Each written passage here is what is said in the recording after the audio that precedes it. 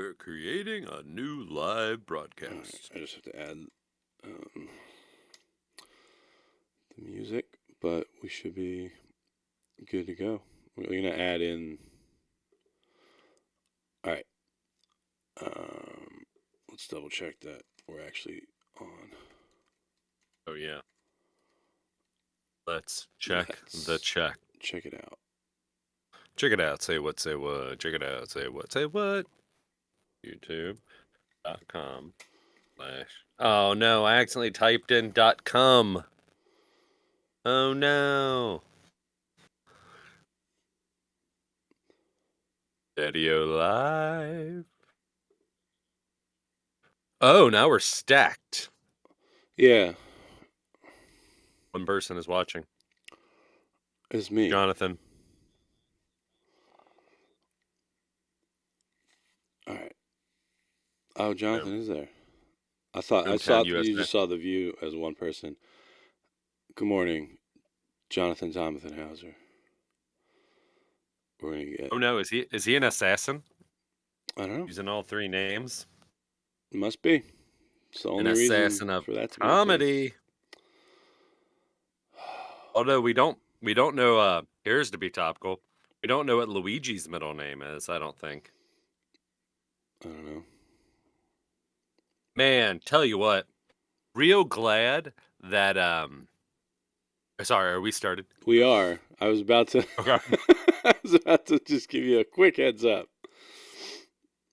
I'm real glad I'm not doing open mics or showcases this week or weekend or in the vicinity of the time that the let's be topical of the CEO of United Healthcare getting assassinated, because I bet you there are a ton of dumb jokes that are being made. I bet there's good ones, but more terrible ones, you know? I'm sure somebody's nailing it out there. Maybe. I don't know. I don't know. I have a not a strong opinion or a well thought out one of in the moment comedy, or like what South Park was doing for a while there, but I think now in retrospect a lot of the stuff is still holding up, because I'm kind of going through some where they could produce an episode so quickly and comment on something that just happened. I know there's a thing of like being the quickest person to a thing doesn't necessarily make it good. But I often wonder if when people make super topical jokes, not the shelf life or the longevity of it, but are those jokes typically more Mad Lib? Sometimes, I mean, if like you watch go watch old Johnny Carson monologues, and they might as well be in Sanskrit, man. You got no idea what he's talking about. He's like, skiddly-dit.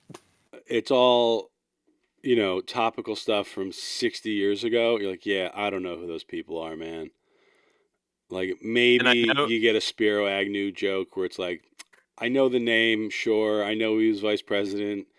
But yeah, boy, I don't know. I don't remember what he had going on because it was well before I was born. Yeah, well, and that dude's doing a monologue 4 nights a week after, I think some reruns when it got later on. But I mean, that's okay. So that's any late. So kind of. We should that's probably what I'm saying. like kick the show off. Okay, kick it off. That's why I asked if we were going.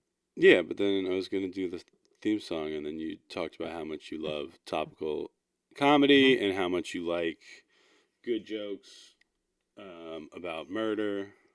8 bad jokes, like good jokes. Yeah, you said good jokes, boo, a father, bad jokes, yeah. Wisdom. All right. I'm going to hit that hot theme song, baby. Hey guys and gals, come gather round. There's a couple hip cats who are coming to town. Squawking and barking and talking about things. Jiving, just diving, listening, a ring-a-ding-ding. If you want the top tab, I got your show. Sit back and tune in to Daddio. Daddio. That's right. It's tight. Daddio. Daddio. Daddio. You know, maybe one note about the theme song is that it's a little long. Is it? How long is it? I mean, it's just sitting here having to stare at you while it plays. It feels kind of interminable. So I don't understand why you can't put it in post. Is it just because more editing? But I don't exactly. I absolutely can. That is within my capabilities. But it's extra steps, and it makes it less likely that it will ever get done. I can shorten the theme song. The ability to just do it all on the fly is paramount to my ability to getting this up on a regular schedule. I mean, that's true.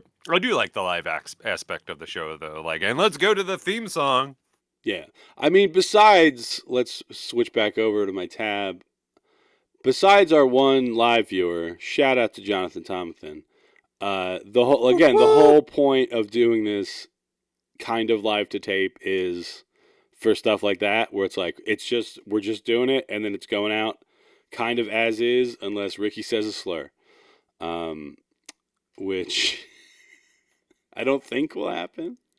But in the event that it does, I'm gonna trim those out. Don't you worry. Is that also why you're doing this? You're trying to bait me into canceling myself? No.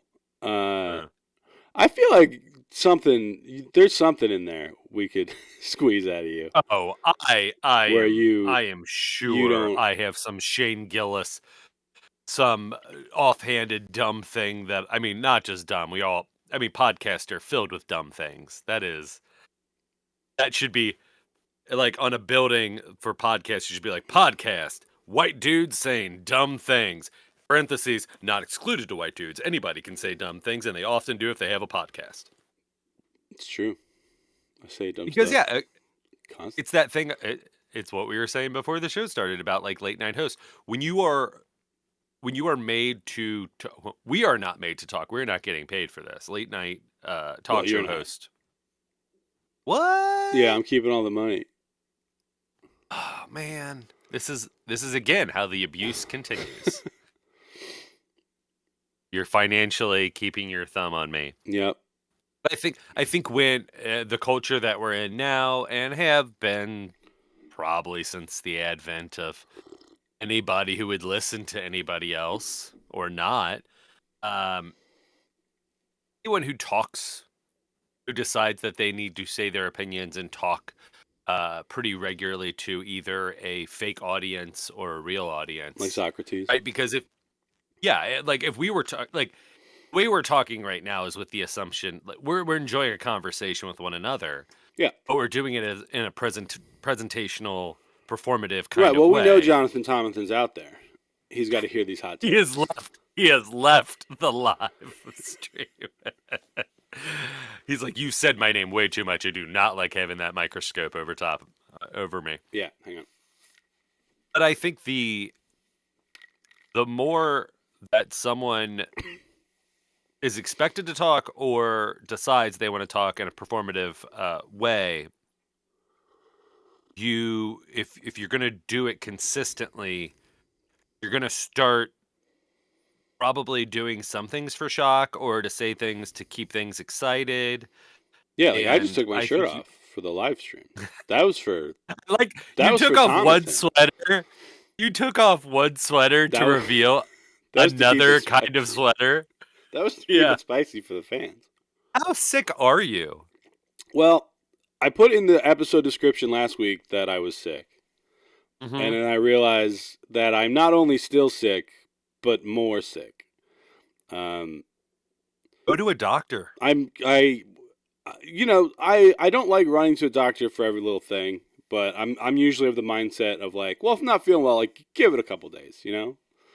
Look, I did the exact same thing. I had this, and it was because I had it when we were down in Florida, and I kept on pushing it off. This like upper respiratory, like bronchial. Yeah, thing, that's probably what I got from you, and this is your fault now. Yeah, 2 months ago. Yeah. To mention I've been sick Florida since trip, mid-October because of you. but I didn't do anything, and so with 3 weeks I had that like bark, and I wasn't feeling sick. I just had a cough that you shouldn't have, and my wife and I went to Salem, Massachusetts to celebrate her 40th birthday because she'd be into witches. I was going to say, she told you not to call her a witch. That's all she asked. That's true. That's all she asked. And which Salem, Massachusetts, by the way, Not we where went the it day happened. after Halloween.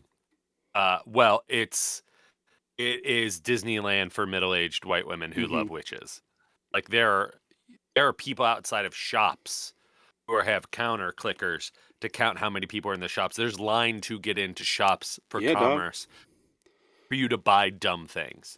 But anyway, when we were up there, I still had it, and it was within 3 weeks. And my wife, Allie, very smartly was like, when we get back, you should go to the doctor. You should not have a cough like that for 3 weeks. Well, I get sick.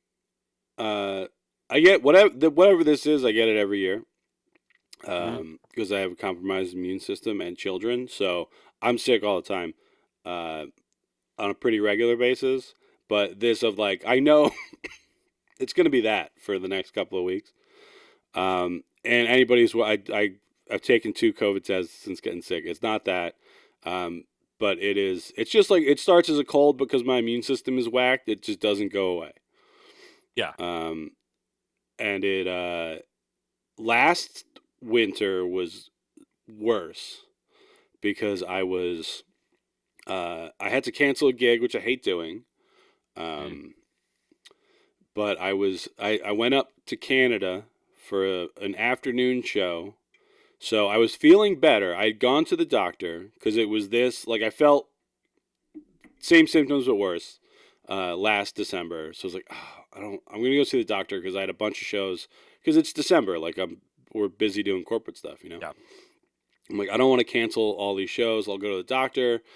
And they're like, yeah, we'll just give you a bunch of cough medicine. You don't have to worry about, don't cough in anybody's mouth, but you're not like actively contagious or anything.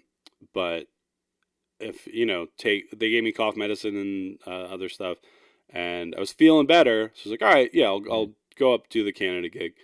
But from the driving in my car for like most of a day in the car heat, and then the forced air heat of the hotel, when I woke up in the morning, I was like, oh, I feel truly horrible. Like, to the point where I'm like, I might die in Canada. That's how bad I felt. And you lied to that Canadian Mountie border guy who was just like, oh, what's your business here in Canada? You're like, oh, just pleasure, because you don't want to say business. Oh, I say business. And then they're like, oh, you do business, but you say business. I do. I say biz nasty. Biz nasty.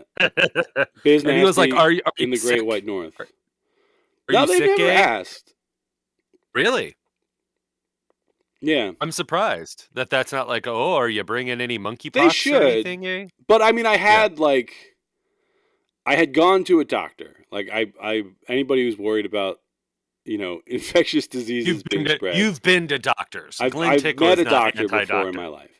But no, I went to the doctor like the day before or 2 days before this trip, and they're like, "Yeah, man, like take it easy, but just take this for the cough. You're fine to go, back to work," as they put it, because they don't understand what I do.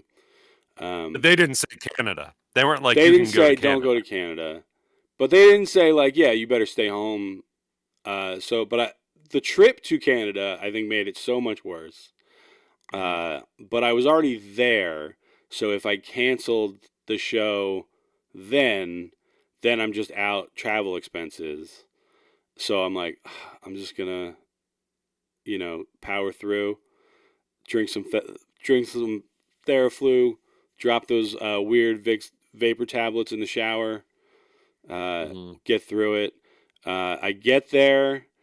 I find out that I am not the only comic. There's another comic on the show. Didn't know that ahead of time. Paul somebody, who I think is also from Kentucky. Shout out to Paul. Nice. I'm gonna say kid because I feel like he was younger enough 12. than me that Oh. I can get away with calling him kid, but also I call everyone kid, sort of regardless of age. Yeah, because you are also a detective from like 1930s noir. Yeah, see, and Yeah, see, kid. that's what my improv technique is. It's not yes and it's yeah, see, and Yeah, see, you just and you always just turn point into at a 30s something. gangster and accuse Yeah. someone. But I didn't know he was going to be there, so I get there and they're like, "Oh yeah, the other comic's already here." I was like, "Oh, okay. I didn't know there were two of us." And it's like, So and his name's Glen Tickle, and then you I was find like, the guy who's been impersonating "Whoa!" you in Canada. You're I like, would oh no, love it's it. Canadian I Glen. would love to franchise out to Canadian Glen Tickle. Yeah. Any other bearded white dude comedians in Canada, get at me for an I exciting shaved my business beard. opportunity. I shaved my beard. You look Shaved my childish. beard. Yeah, I look like a fool. But I didn't know there were two of us, so I was like, "Hey man, I don't know how long I'm supposed to do, you're supposed to do, because the details I got for this show were vague enough, like including I didn't know I wasn't the only comic. So I was like, "Do you want a But headline?" he wasn't like, oh, I was told I'm opening and doing a hot 10 or a hot 20. He said, he's like, "Oh, I figured I would be opening." Because you're Glen Tickle. Because you're Glen motherfucking Tickle. I didn't want to say it, but like he implied that.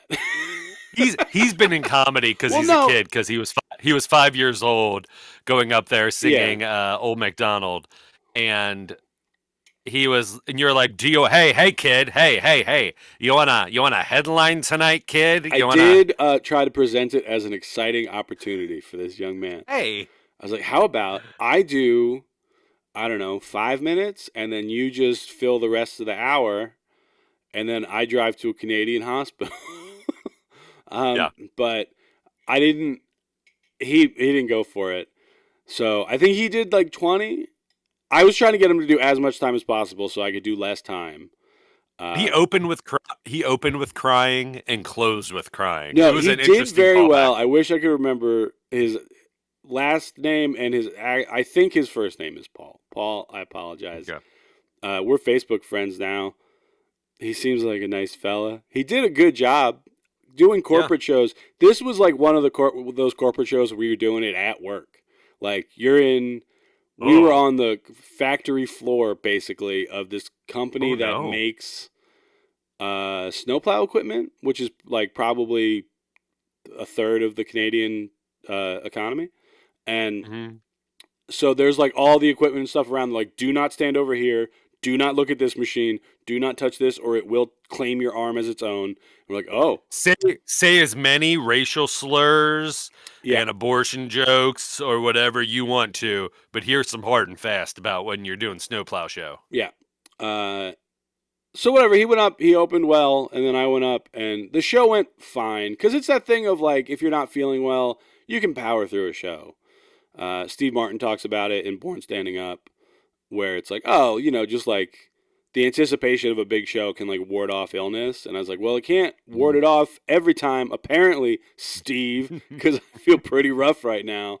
But I can, fake it for 45 minutes.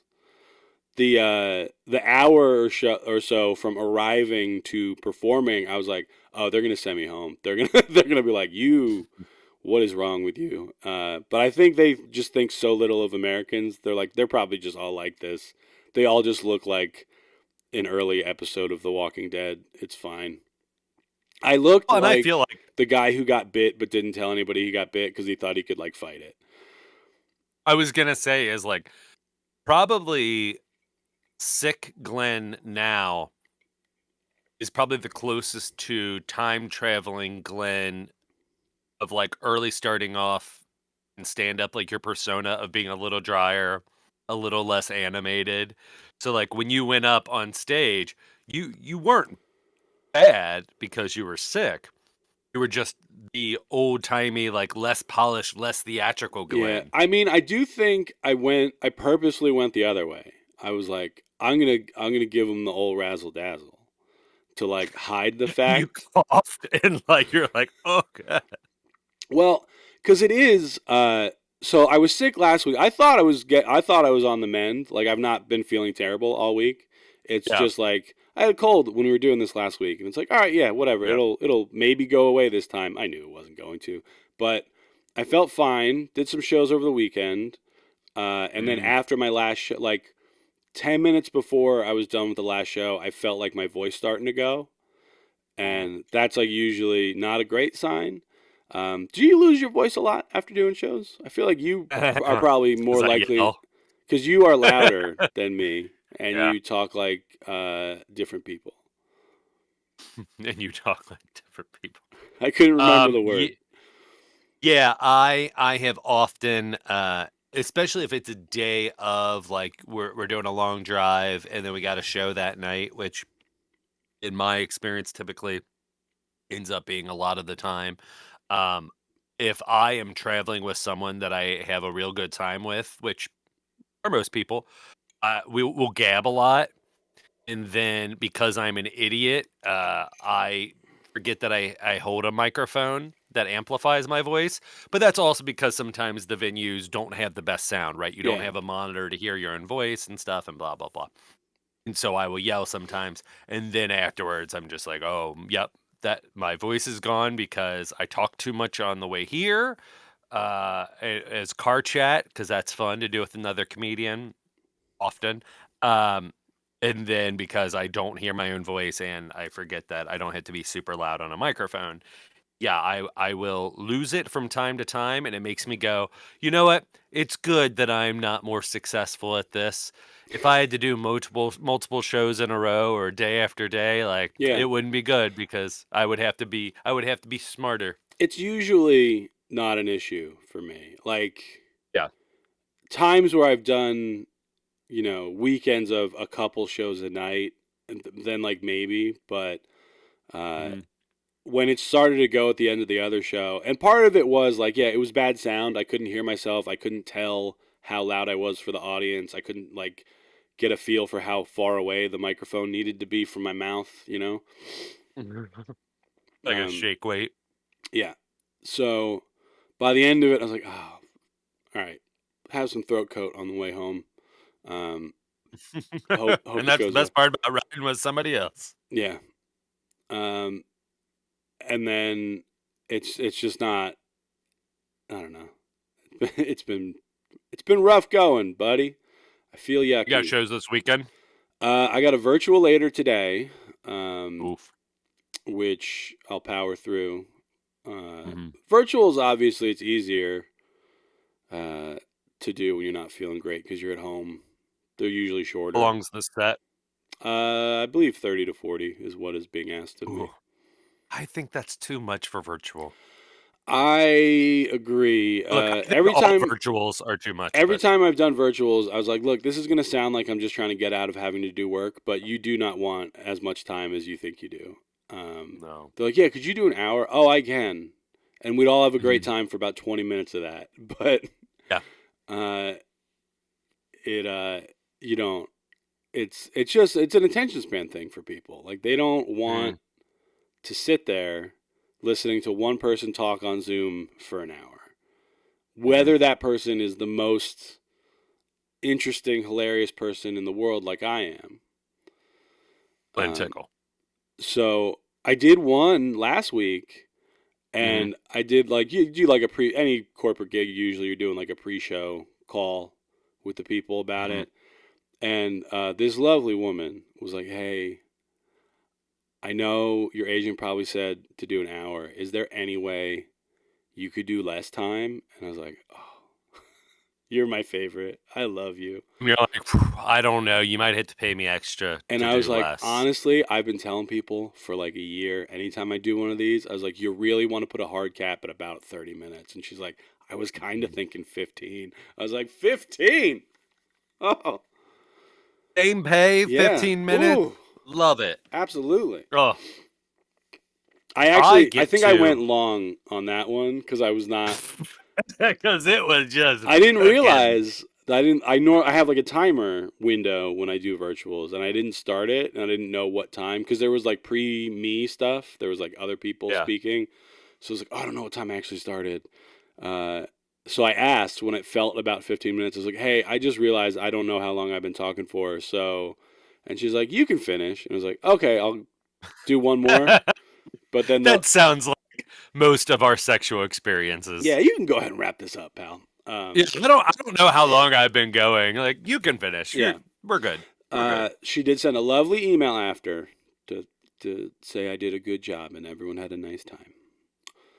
good. I like that email. It's almost like a dog getting patted on the head. I Like, he need did that such a email good more job. than I think people realize. You know, Really? I You need the- that email. Hey, if you're the person who booked me at a corporate gig, when I come off stage, you gotta say you did a great job. Even if I didn't, I know when I didn't. You know, the last show that I did this weekend, I know. Mhm. But also, it's not my fault. I don't feel bad. Sometimes Why not? sometimes it's my Hot- fault and I feel bad. Dish. It's the one with that was the one with the bad sound, like I said. Okay. Also, did not know this until right before she introduced me. No one knew I was coming. I was a surprise. No one knew there was going to be comedy. I'm just interrupting dinner and forcing people to listen to me instead of their colleagues and friends. So out of the gate, I was like, man. She told me, she's like, oh, and no one knows. I was like, oh. Why? Why does anyone think that's going to be funny?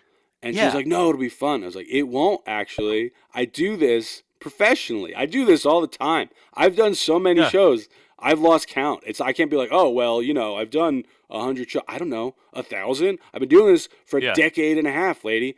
Every time I get asked to do it as a surprise, it makes it harder for me. Yeah. Because, and this wasn't just like, oh, we want a comedian. They that's how it's. They didn't just like, yeah, whatever. The guy who's available, he can come tell jokes while we eat dinner or whatever. They were hyped to have me. The one who I was speaking with, I met her boss. They both like watched my stuff. They're like, oh, can you do this bit? We really like that one. And I was like, yeah. And then I found out that like it's going to be a surprise. And I was like, great. I can't wait to do a bit that they've seen an audience laugh at, get a reaction from people having dinner who didn't know comedy was going to happen 20 minutes ago. And it's like, yeah, that's not on me, and I'm not saying it was terrible. It was fine. Like we all had an okay time. It wasn't your worst show ever. Like it's going to go down in the pantheons of being like, oh, and there's that one. I don't think I left that place and they're like, oh God, what a horrible comedian. I don't know that they're going to book a comedian next year for entertainment, No, they shouldn't.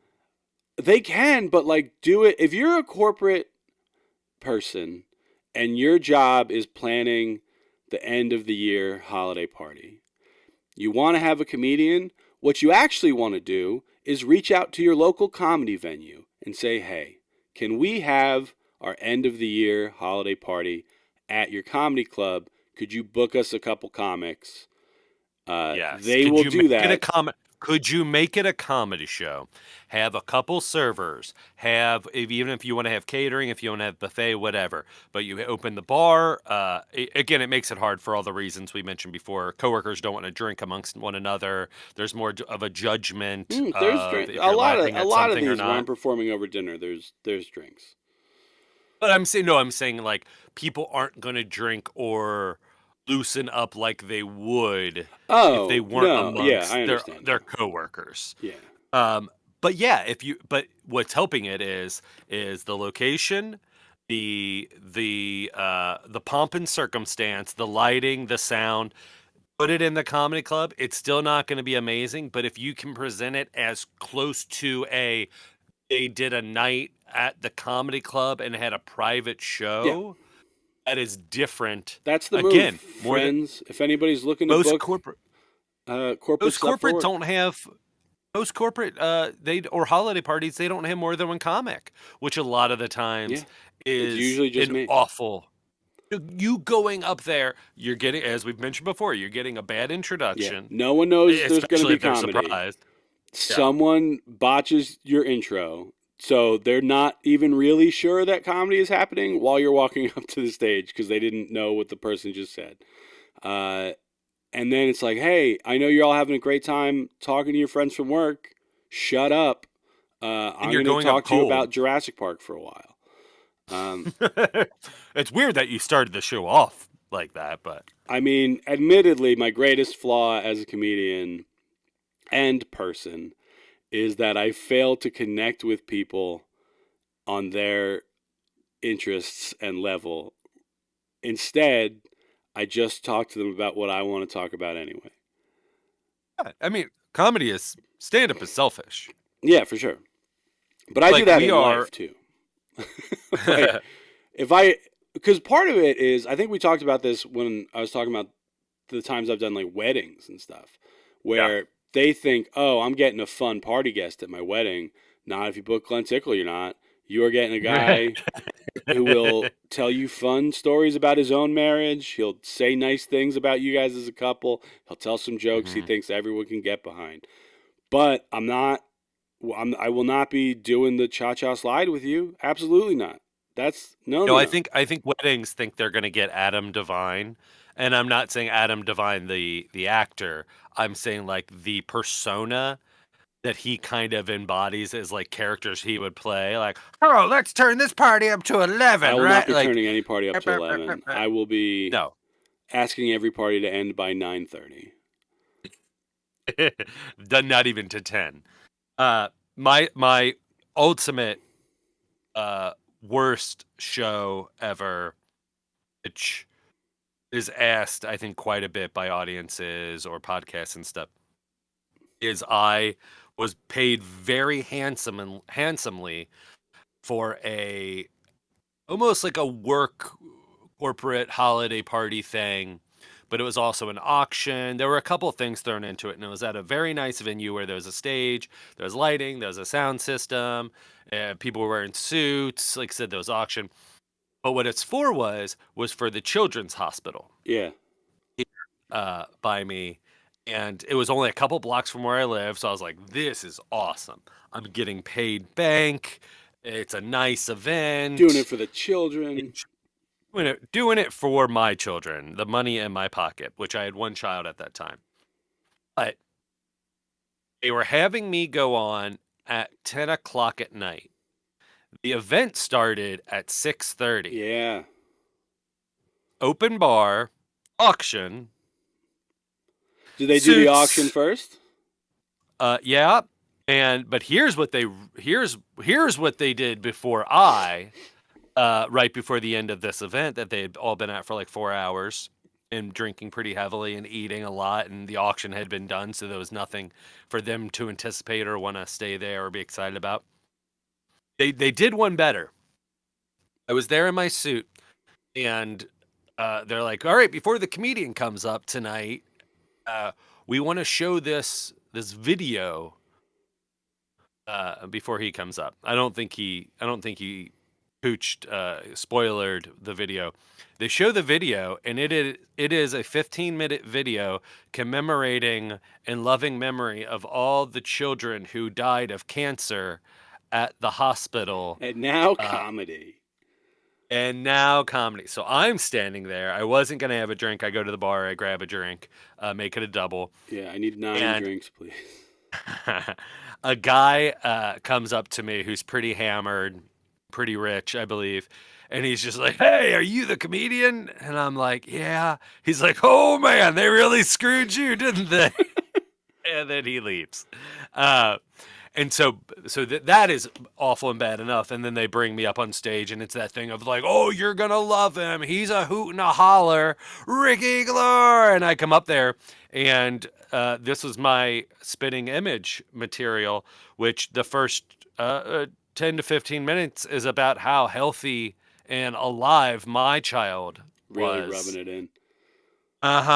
And that is one of the few times that I regularly looked at my phone to be like, and how much time am I contractually obligated? Yep. I had a pretty similar children's hospital benefit experience, actually. No video, but same thing. Started really early, did a whole ass auction, and then introduced me.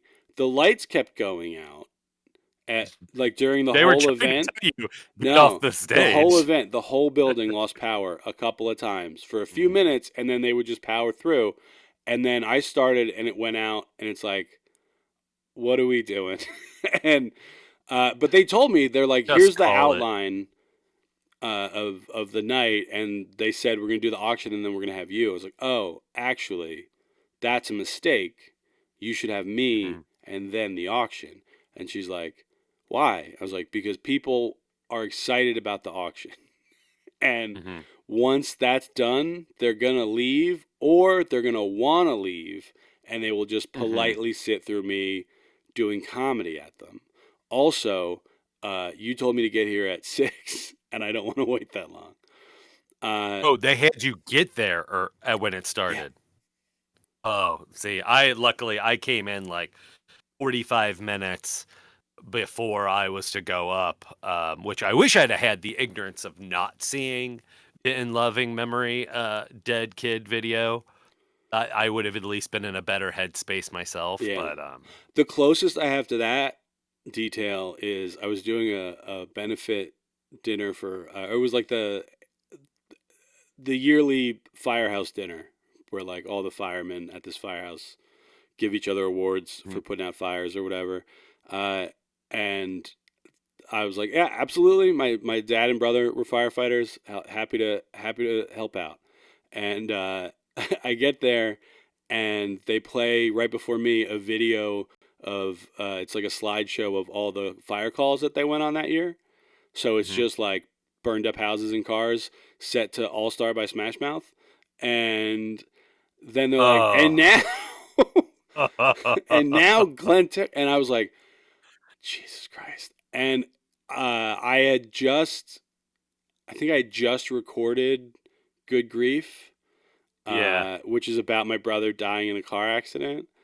And I was like, I would normally never bring this up at like a regular comedy show, but you just introduced me with a 10-minute video of car crashes set to Smash Mouth twice in a row.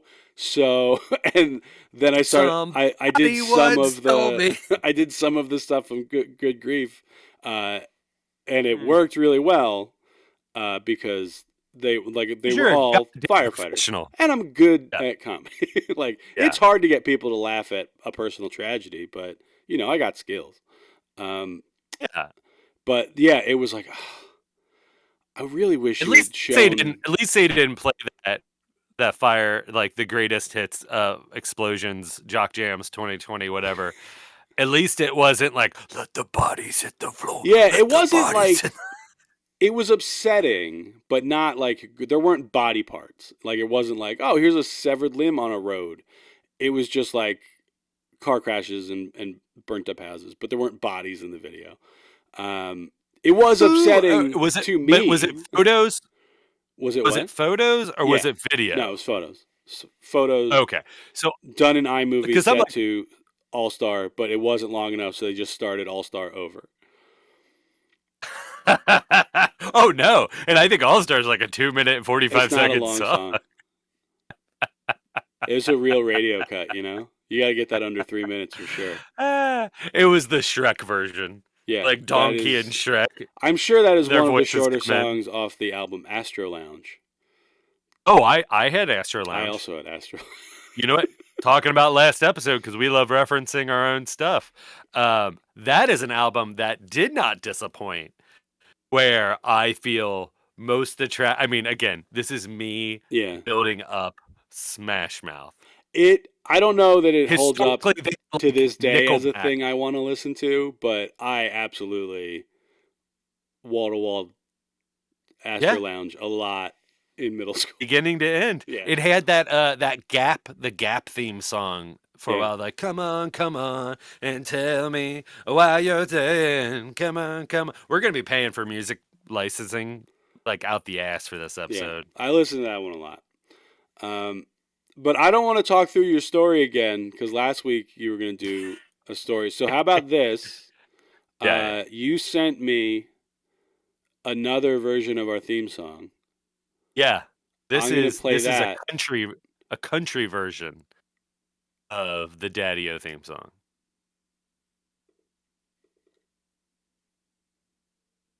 Oh, you know what? I got to figure out how to get it to actually play so I can hear it. Oh, okay, yeah, because you got to hear it. I don't think I'm ever going to figure out a way for you to hear it. No. A padre, It's a playing papa, for the a people. father, a dad. Wisdom Oh, you know what? and knowledge. I'm going to try that thing that I did before.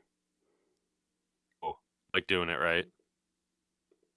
Like doing it the correct way that would work. Mm-hmm. I'm going to play it in your window and see.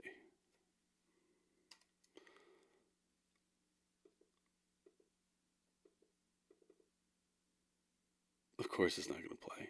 Cowards. The other one played when I put it in. When I sent it as a message to you. Oh, there we go. A padre, a papa, a father, a dad. Wisdom and knowledge from the years that they had. Nothing more This isn't true you singing. than history they know. Sit back, listen to a couple daddios. Daddio, daddio, into the sunset we go. Daddio, daddio, let's hop on our horses and go to the Daddio show. All right. So that's the country version. It's the country version of Daddio. And I realized we didn't, because we started so different this episode, that I didn't pull out my shaker. Yeah, the And do audio for all that my- will never come through for some reason. I don't know if it's like because it's metal and it creates a Faraday cage effect by your microphone. I think honestly what it is that it's too loud so your microphone clips. Oh, yeah. But I didn't say, that I'm wearing my traditional Daddio black suit, No, white shirt, black tie, and But drinking a my more double of a stiff country feel dirty martini. More of a country, yeah. of More of the a music of your snuggled up homeland. of the northern Kentucky, Cincinnati area. Okay, so I will tell the story that I didn't tell that happened on Black Friday, the day after Thanksgiving, after gorging myself on Thanksgiving. I on Friday was like, well, I need to go get the van oil changed. And so we take our vehicles up to the Valvoline, where they do the, like, you get your oil changed in 15 minutes, you sit in your car, you don't have to get out, blah blah blah. I think that's a pretty common thing nowadays. I love them. And so I did that, and not even thinking, it's Black Friday. I thought going and doing this would be better than going to like Best Buy and buying a TV. I didn't think it would be that busy, Right. because it was responsible. I forgot a lot of people off on Black Friday, a lot of people being responsible, checking some things off that they need to do. Yeah, they're the off day from after work. Thanksgiving. So. But as I've mentioned before, we have a circus in our house. Is twin boys who we just celebrated their first birthday this past weekend, which we did it this past weekend, even though they are officially one on December 14th. I will not be in town because I have shows this weekend. And we talked about that on an earlier episode of like, oh, they're turning one. They're not going to know, They're not going to know, and the money's too good. But so I was like, all right, very crazy in our house. We had a bit of a cuckoo Thanksgiving with our daughter acting up a bit and needing to be removed from the family for a little bit. So that's fun, on top of I had to remove boys myself from the family a couple of times at Thanksgiving. Any particular reason? There's just so many of them. Just too much. I got a big family. They're loud. Sometimes you got to go sit in the den and think your thoughts, Oh, yeah. And it's also not just like a loud. It's especially if it's extended family, it's a lot of gosh, I'm trying to think of a way to say this without sounding completely misanthropic. I love bullshitting, like you and I are doing right now. Yeah. But I hate fake bullshitting. Yeah. And I know it could be sincere to the other person, but when I don't see you after so much amount of time, and the only thing you can think of to say is to not just live in the moment and just experience each other playing games or something, is to be like, oh, and I heard that you blah blah blah the comedy or did whatever da da da, and I'm just like, Yeah. yep, that's the last thing you heard of about me or remember. But again, that's my own hangups. I get it.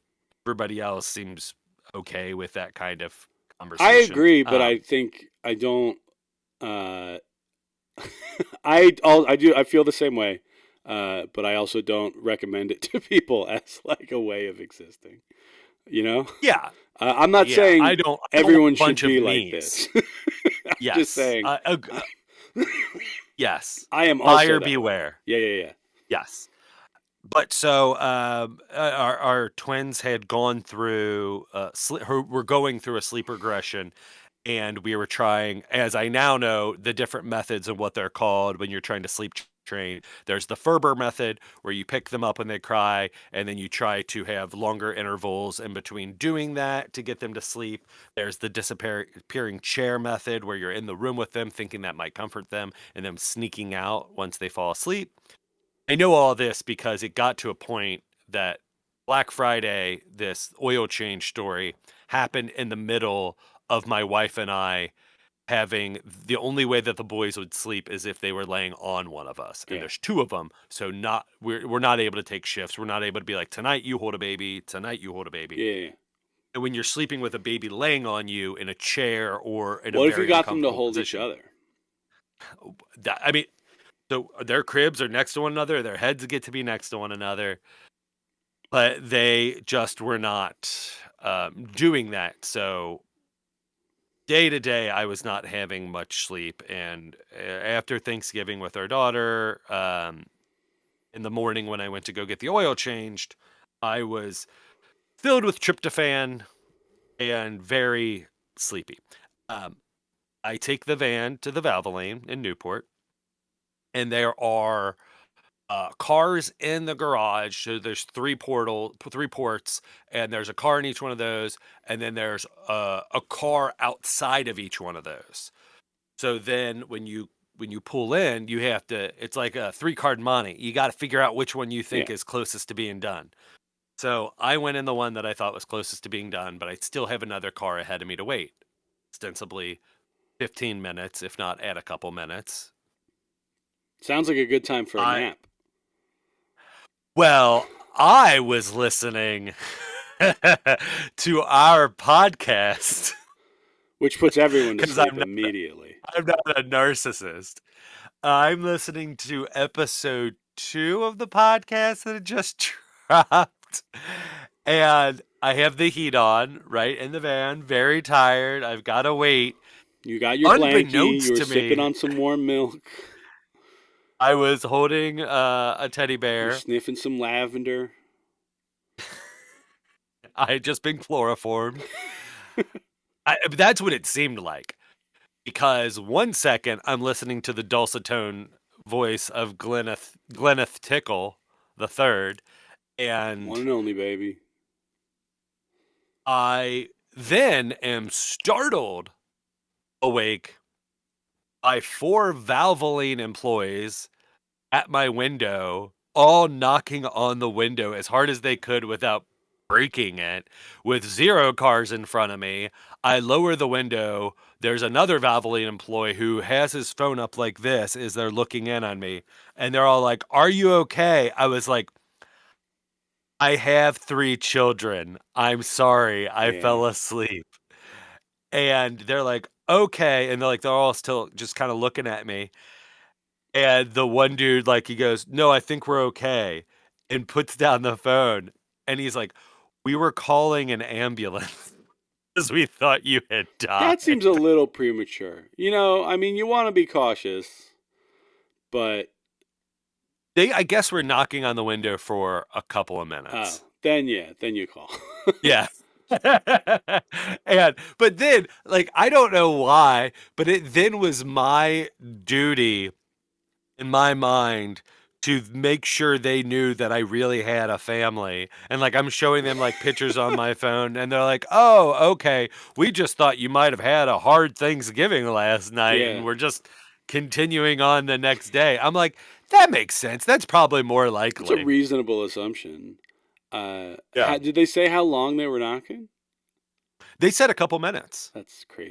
So it like started like with, I guess, one dude. I guess the scenario that I was not privy to, the Rashomon of it all, was one dude came to the window and like was just like, "Pull forward," and then like looked in, and I guess I'm like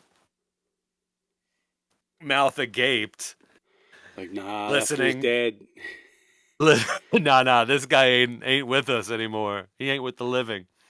And then I guess he like knocked on the window and then was just like, "This is above my pay grade. Got another friend. I don't want to deal with some dead dude. No, this is not how I'm spending my Black Friday." So I mean that's the oil change story. It's not like anything crazy. It is funny that it just was a couple of minutes that you were unable to be roused. That's honestly the craziest part of it to me, because I wake up at nothing. Like usually you can't sneak up on me. You can if I'm awake. If I'm awake, that's your time. You're gonna think I gotta wait until he's out. No, wait till I'm playing backgammon on my phone, and then I'm not paying attention to anything. But if I'm asleep, I got woken up this morning at 4 a.m. by a mouse triggering our little live mousetrap, because we had a mouse this week. And what's a live mousetrap? That's one that doesn't kill him. It just traps him in a little box. Aw, that's nice. Yeah, because I'm not a monster. Then you take it back and you shoot it. Yeah, I did just took it out of the box. I ate it. Like Scar. What's wild is it looked like the mouse in The Lion King that Scar's trying to eat. I didn't know we had those in Jersey, but everything's in Jersey. I think it lived in our attic because we put the Christmas tree up, so we keep it in the attic. So I brought the Christmas tree down. Next day, there's a mouse running around. I don't think that's a coincidence. Disney or knockoff Disney cartoon story about this mouse. He's just like, "Oh boy, oh gee, oh golly," with his family. He's like, "I can't wait till Christmas. Oh, Christmas is coming soon." And then you assholes took away his tree. Mouse. And they're like, and he's like, "Don't worry, kids. I'll be right back. I'll go get that Christmas tree." Well, he went on his journey and then got imprisoned. Yeah. Well, I think he was probably, I didn't look in the bag that we keep the tree in, but I bet there's a mouse-sized hole chewed into it.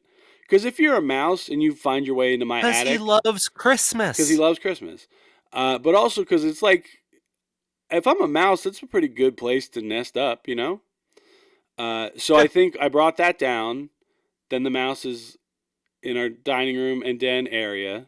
Because my wife noticed it, I think, the day after we took the tree down. From the attic, and then she got the live traps. It triggered it twice yesterday without getting caught, so I thought we were going to have to try something else. But then this morning, Papillon. 4 a.m, I hear it, and it's not like the snap. It is just, it's like a seesaw thing. So it's a little tunnel. You put bait at the end of the tunnel. They walk in the tunnel. They get to the end. Their weight tips the seesaw, and then the door closes. So I heard that. And you can check in, but you can't check out. It's just like a little plastic thing tipping over, like not a loud sound. And the mouse wasn't loud, but that woke me up. So I was like, "Oh, mouse!" And I was also pretty hyper aware of the mouse because I spent all of yesterday trying to trap that fool, Looney Tunes style. I had a box held up by a stick and a string. I was ready to go. So you had what is that book, The End of Us? Like you're trying to lure the mouse in with like top 10 New York Times best-selling like chick flick books. Like I don't know. Yeah, maybe it ain't into cheese. I don't know what this mouse is into. He likes peanut butter. He keeps going for that in the trap. So then I woke up at 4 a.m. It's already raining. It's cold. I walk out and I release it into the far back corner of our yard. But I'm like, well, if he gets back in the house, he's just going to go back up into the attic where he was, because I don't know how he got up there. But yeah, fine. He can, like, I don't mind if he's in the attic, you know? Oh, so if you had some ground rules with the mouse, you're like, look, buddy, you could have still lived in, like, if he was your son that you kicked out in the morning at the cold, like rainy morning, but if you're like, look, guy, if you're gonna live here, we're gonna have to coexist. Yeah, Like you can't be like running you around be my up dining there. room. You can't be a strange mouse No. in my dining. I've already got a rabbit running around my kitchen, and I got rats in my living room on purpose. Rats, pet rats, not loose ones. I got chickens out back. Man, there's too many animals here for you to just be rolling up thinking you can hang out in the dining room all the time, buddy. Old Glen Tickle had a farm. E-I-E-I-O. I have so many animals that aren't dogs. It drives me crazy. Or your kids. Well, some of them. My kids are animals? Some of the animals. Yeah. Some of your animals are for your kids, correct? Yeah, most of them are for my wife. None of them are for me, is sort of my issue. What animal, if you could, dog, no question, would be for you? That's all I want. The only thing that would make my life better, besides not living in America in 2024, would be a dog. Well, luckily you won't be living in America in 2024 very much longer, because soon it'll be 2025. Yeah, and then things will probably turn right around pretty quickly after that. I bet. No, right after January 6th, I'm guessing. I've decided to start trying to treat my daughter's rabbit as a dog, but she's not into it. She's a rabbit. She's not a dog. She's a dumb little animal. I love her. She's very sweet, but there's not a thought going on in that head. She gets excited when it's time for pellets. She gets excited when I put salad in her bowl. Sometimes she hops over to get pets, but like, I can't play fetch with a rabbit. It's so funny because I'm sure the degree of intelligence is a much higher step than what I'm going to do visually with my hand. But for you, the rabbit's here. For me, the dog is just maybe slightly above because it can play fetch or has like certain more humanistic qualities that you're just like, the closer you are to me, the more I respect you and like you. Yeah, I remember seeing a thing years ago, it overgeneralized men and women and cats and dogs, where they're like, women like cats because like you have to, like treat it well to like earn its affection, and men like dogs because like dogs are just dumb idiots who love you no matter what. And I was like, I mean, lots of women like dogs, lots of men like cats, lots of dogs are aloof. I don't know what your point you're trying to make, but that's what I want out of a dog. Honestly, I just want because that's what my dog Elvis was. He was just a dumb little guy who just followed me around the house everywhere I went because he wanted attention and pets. And I was like, I need so much attention that my wife and children, to no fault of their own, just don't have it in them to cover as much attention as I need. The only thing that can do it is an animal that has been bred for centuries to pay attention to me specifically. Yeah. Yeah. A slave to just be there for you, for your amusement. I just need a cute little guy to follow me around and want to be my friend all the time. You need a Chewbacca. I do. Right? I need a Chewbacca. Like, I don't ever see Chewbacca that's just like, Jesus Christ, Han. Like, just get off it. I know you and Lando, like, he's never like ribbing Han and just being like, you know what? Give me a minute, Han. You are being too much right now. You're going to fly solo for a little bit. I mean, he's pretty sassy. You don't see what he says, but you get, the vibe. He backtalks Han all the time. Have you seen Star Wars? Yeah, I've seen Star Wars. Have you seen Star Wars? No, the behind the scenes while they were filming. Look at that. Lego X-Wing. Yes. You've seen, so when Peter Mayhew, who played Chewbacca, he was saying dialogue. Yeah. And it's hilarious because he kind of has a lower class English accent. So Chewie's just like, "Oi, Horn!" Like, "I don't think we should be going over there." Like, yeah. He has this like voice that just doesn't fit. And similarly, David Prowse, who's Darth Vader, he's like, "You're a traitor against the rebellion." Like, it's awesome. And my favorite part of that is, I think Peter Mayhew knew Like, he learned lines from a script, but I think they were like, you are in a giant dog suit. Yeah, man. It ain't going to be your voice, buddy. It's going to be wild. It's going to be birds, like, from the San Francisco Zoo, reverberated and blah, blah, blah, mixed. But David Prowse, who played Darth Vader. Yeah, he thought it was going to be him. Story goes that he didn't know until he saw it in the theater, which I don't know if I believe that. I don't know. That seems like a long con. I don't know. For that to be. I've heard that story too, but like, I know during production he genuinely thought, he's like, well, yeah, I'm Darth Vader. I'm obviously going to be the one doing the voice. But didn't you figure it out where you're like, well, I do have a big weird helmet on the whole time. And they didn't bring me in to do any ADR. Now that you mention it, I saw James Earl Or maybe Jones. they did, you know, like maybe there's a cut where it's his voice and then they're like, we need much more imposing. So so here's where I feel like in my opinion, even though the first movie was done with a little bit more Scotch tape and hope, no pun intended. Rebellions are built on hope. Is C-3PO? Yeah. Anthony Daniels, who is C-3PO, like R2-D2. They did.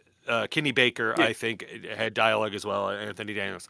Anthony Daniels said his dialogue as best as he thought the character should be, and then I think when they were editing, and maybe I'm wrong with this, I think Scorsese's wife or Lucas's wife edited Star Wars. Whatever. I know it wasn't my wife. My wife. And they were editing it. They're like, oh, this guy who's in the suit, this skinny British guy, his voice that he's doing is kind of perfect. Yeah. So let's bring him back in and have him record the dialogue. So I don't think everyone was just like, I hope I get it. I really hope I get it. Like, I think they knew they weren't going to be the voices. And so that, because Anthony Downs is like, yeah, I said the dialogue best as I thought it could, like for the actors and everybody else around and blah, blah, blah. But then he's like, then I got called like, oh, do you want to come in and actually do it? We like what you did. So I think everyone was kind of told. And David Prowse is maybe like, nah. They told me it probably isn't going to be my voice, but I'm going to do such a good job, even though what I'm known for before this is being Frankenstein, like a mute Frankenstein but that's why in a they Hammer got him. horror movie. Yeah, because he's a giant, imposing man. They're like, yeah, that's what we need. Yeah. But then I think the voice, they're like, yeah, the voice isn't. I think if you see, princess. If that guy walks up to you at a pub in London, you're like, oh, very imposing. Yeah. Going home with him. But the voice with the suit didn't match, so they're like, we got to go a different way. Well, and I like that in other scenes, and I don't know that I've ever seen any behind the scenes of David Prowse talking as Darth Vader with Peter Cushing, who Peter Cushing has a very elegant, very higher echelon British accent, but it's like, he'd be like, oh, Darth Vader in your magical ways and blah, blah, whatever the lines are. Yeah. And he'd be like, oh, yeah, I'm Darth Vader. But he is his assistant. Yeah. He is the Hammer, but he's not the main dude. Right. Which is also, you think about that first movie, there is no Emperor, there is no whatever. It's Grand Moff Tarkin. He's on the Not call. in the first movie, buddy. Isn't he you see a hologram? That's part 2. That's Empire is the hologram? And they've actually replaced the actress who was playing the Emperor in that scene now with Ian McDermott. Stop replacing there is no George, knock it off. Stop doing it.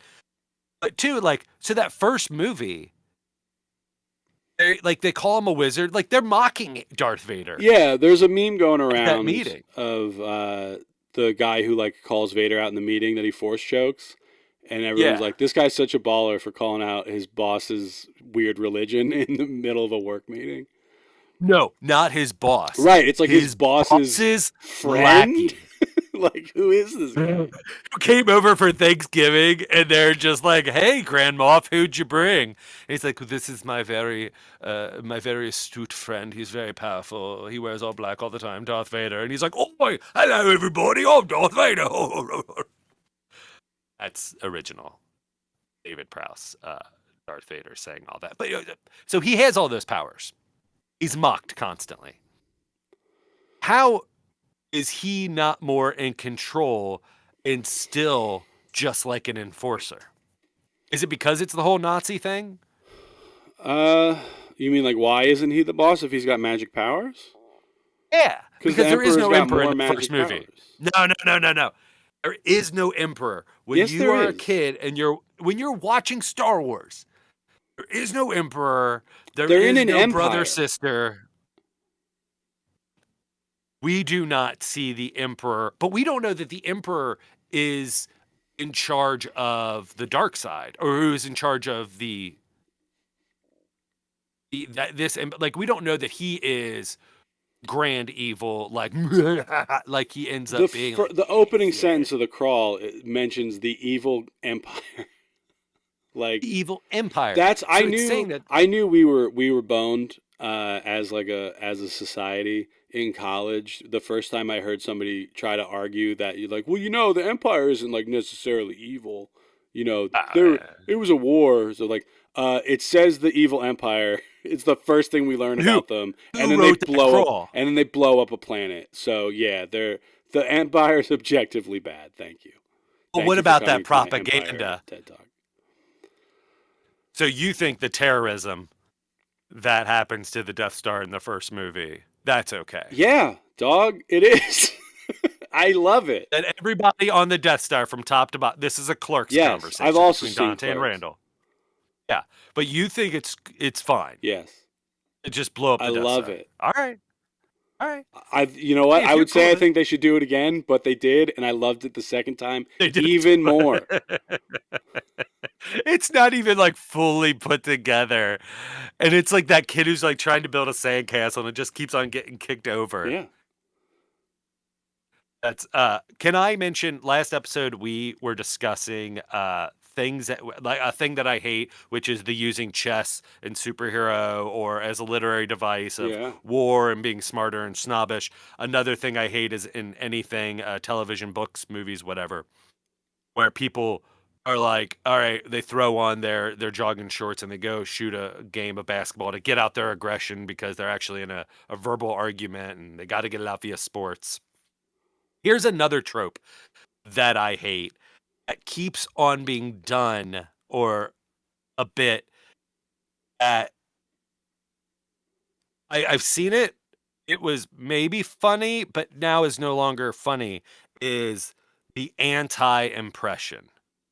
The great build-up of being like, I'm an impressionist and I'm going to pull this name out of this hat and on the fly because I can do any impression.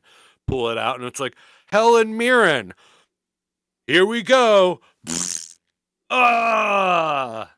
They didn't really do an impression. Like, how often do you encounter this in your life?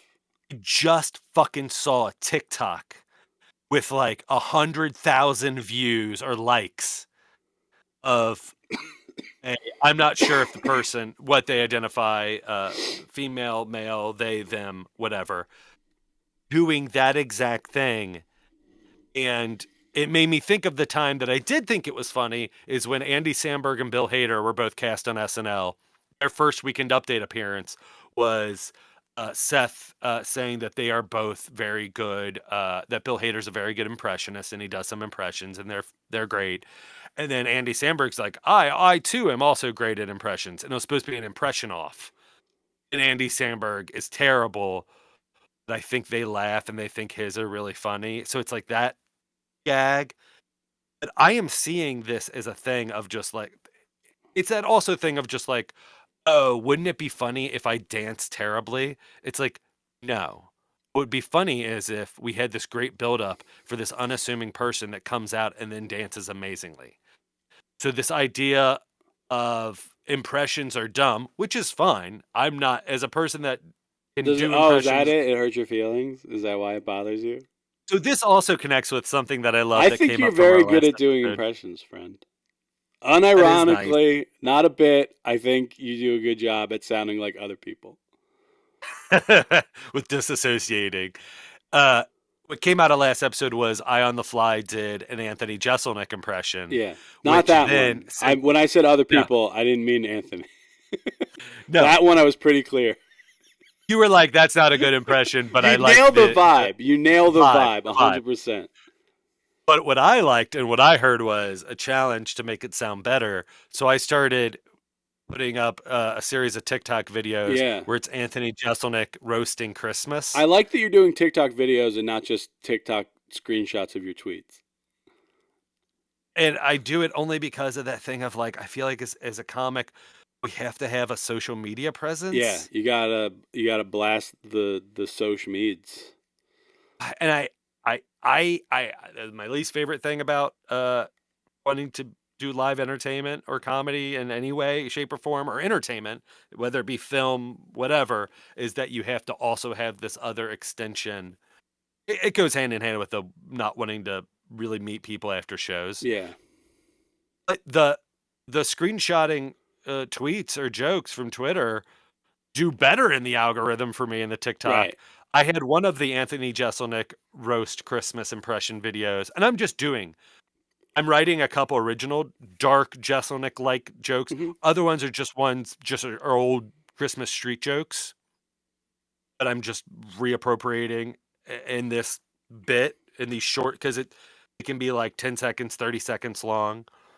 With Jeselnik, I tend to add a longer hold, wait for the grow, like as part of the bit. But my favorite thing was, like, on the second one, someone was like, "Hey, man, I'm just going to be real honest with you. I don't think this is your best work." And they're like, "I think you should stop doing these. This is really missing the mark." And I just wrote back. I was like, "Thank you so much for your I would constructive block criticism." that person immediately. No, I was like, I'm gonna find. I haven't looked at TikTok in a month. I'm gonna reinstall the app on my phone, find that video of yours, find that comment, and block that person. So I wrote, though, I was like, "Thank you so much. I really appreciate this. I need to know when I should stop doing something just so I don't keep going down a path of something that I'm not good at. I should just, based off this comment, stop." They didn't know I already had 16 of these saved as drafts to release from now, and I probably will record more. Well, on the other side of things is I've actually changed my mind. I'm going to YouTube, do it from my browser right now. on Keep talking. YouTube, someone I can't remember which of the roast jokes that I did. They were like, "OMG, like, I can't stop laughing at this. I've replayed it so many times. This is the funniest thing ever."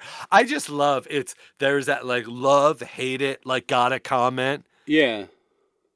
I mean, that's nothing new to talk about, but I think it's either the first or the second video that I posted where the person, Joshua says it's like, spot on. Yeah. Which, again, I love that there are people that are just like, "This is great," and there are other people like, "Horseshit." Khaki says, except Jeselnik is usually funny. Yeah. So, goodbye forever, Khakis.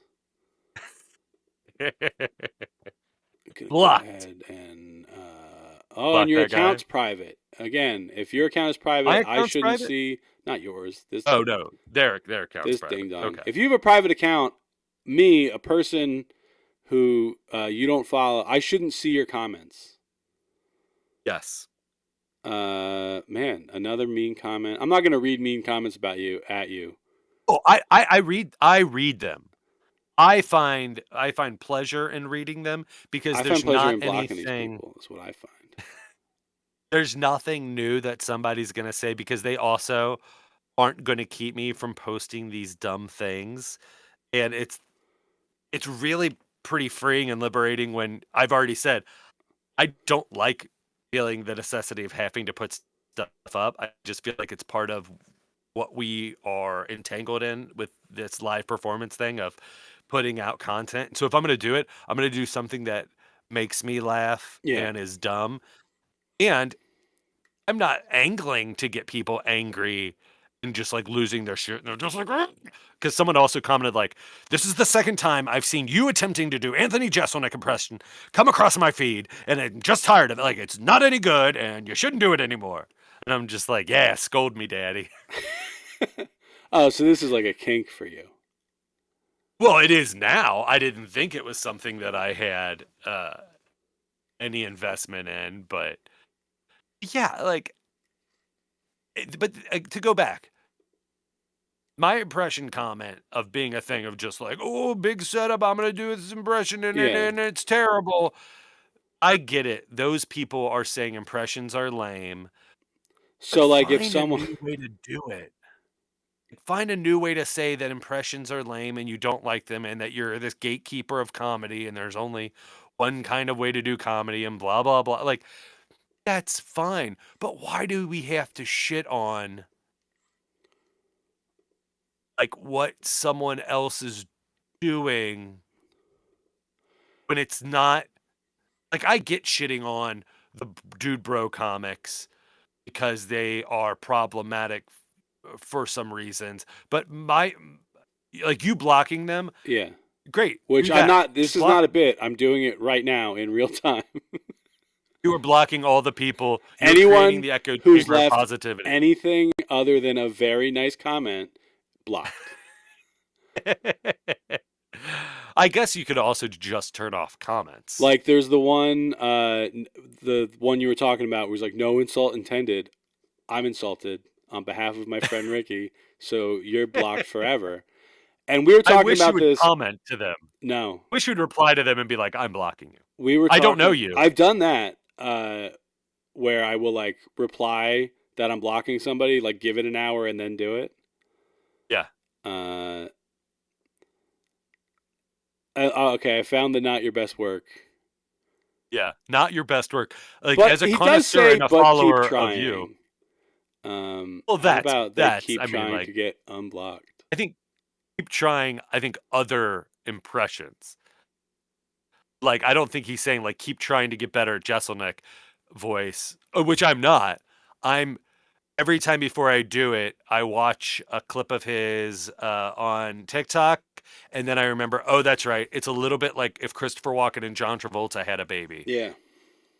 And then I remember how to do my half-assed Anthony Jeselnik impression that wants to roast Christmas and tell the most. Okay, here's a question. Not that we need to discuss. I know you mentioned your hate of Seinfeld. What do you think of Jeselnik's genre approach to comedy of the misdirect dark humor? I don't. Is it for like you it. or no, is it? it's not Yeah. like I hate Anthony Jeselnik. I don't like the style. I like listening to. We talked about the interview he did with Marin last week. Like I will listen to that to talk about comedy all day. I think I like his approach to it. It's just like the finished product. I'm just not into it. And it's not like, oh, I don't think he's good at comedy. He's great at comedy. It's just he's not making comedy that I enjoy. You know, it's like I don't know. Like Wicked is huge right now. Everyone's like, oh, it's the best musical movie. I was like, cool. I don't like those, so I don't want to see it. I don't like musical movies, so even if it's the best, except for Joker 2, which was the best movie of the year. Well, and there are people who are coming out in support of Joker 2. John Waters, Quentin Tarantino, like everybody's. I felt great when I found out that John Waters agrees with me. I didn't feel good when I found out Quentin Tarantino agrees with me. For the same reasons. Yeah. Well, I love John Waters. Yeah. I still haven't seen. I'm not a big fan of. But again, even that, it's like, yeah, I don't know. I don't like the kind of movies that he's making. I don't think he's bad at making them. You don't think he's bad at his job. I think he's a creep. You tend to like, I'm guessing as far as comedians go, because of your disdain for Seinfeld too, for a multitude of reasons. Mainly the dating a teenager thing. That's kind of the big one for me, for why I don't like Jerry Seinfeld. Well, I'm guessing you also like to feel like you are learning about a comedian a little bit more? You like Tell to have a me little bit about of your more of a life. personal I don't want to connection. just hear Yeah. jokes I can read, you know? Well, and that's someone did make a comment, I think, on one of the YouTube Jesselnick jokes where I held really long after. I think it was the Grinch stole Christmas, Hitler stole Hanukkah, and I held for a really long time just looking at the camera, like looking from side to side as if people were groaning in the aisles and like, oh man, Jesselnick, you've done it again. A guy commented, yeah, Anthony Jeselnik tells 10 jokes in 30 minutes. Because of just like the whole, like, Very slow. ooh, But so does yeah. Stephen Wright, and I love Stephen Wright. Right. So what about Hedberg? Huge fan of Mitch Hedberg. Interesting, because I do feel, I'm agreeing with you. I'm thinking about it. I do feel more personally connected with what their material is and the character that they have constructed for me to. Well, I don't only like one kind of comedy. Like there's No. obviously exceptions. Like you don't learn a lot about Stephen Wright or Hedberg. I think a little more Hedberg. A little more Hedberg, but what I'm saying is I'm agreeing with you is that, or I have an opinion that I do feel like I know more about Stephen Wright. If I'm saying Stephen, like rap battle, Stephen Wright, Jesselnick, who I know Jesselnick's a big fan of Stephen Wright. Yeah. Is I feel less personally connected to Jesselnick than I do Stephen Wright. Okay. I mean, and I don't know why.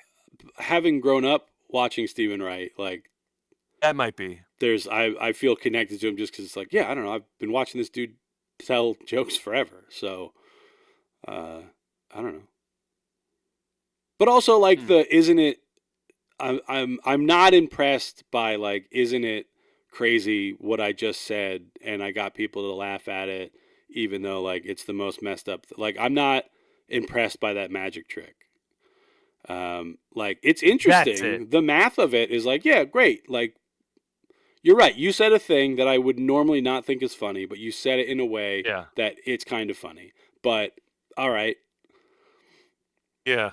Or like the absurdity of a misdirect of Stephen Wright or an observation of connecting two things more often or not. He's still doing the math trick. Yeah. But I like the genre where like Jesselnick, it tends to be, again, you and I, last two people in the fucking world who should just be like, this super popular, successful dude. And I mean, I'm happy. But I will shit on Seinfeld all day, every day as a guy. Yeah. I like the show. I don't like his stand-up. I don't like the guy. I'm not saying that with Jesselnick. I'm like, again, the way he thinks and talks about comedy is super interesting to me.